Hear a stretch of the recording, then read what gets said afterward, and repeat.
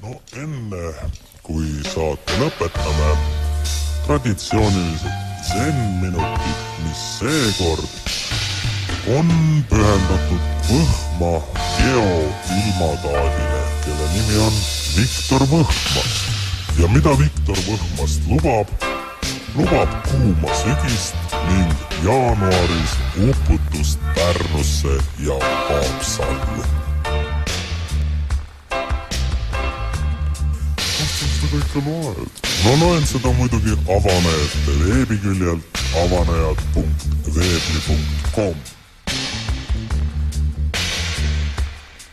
Ja Viktor lubab oktoobriks. Päike hoitakse kuu algupoolel taevas ning temperatuur on varjus kuni 20 kraadi. See raisk kuivatab metsas seened nii ära, et nuta või verd.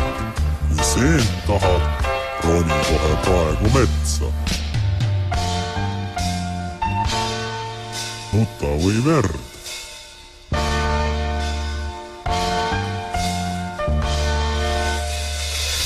Oktoobri teises pooles on pilvisem. Sama soe, kuid vihma ikka ei anda. Aga novembris, nüüd kui seened tuksis, antakse vett.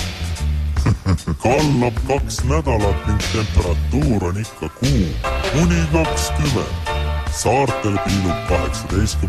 kuni 24. novembril päike. Küllap ronib mõni reptiilkuulsust jälle pädastesse jooma. Vähemalt korralikku silmu ta sealt ei saa. Nuta või verd.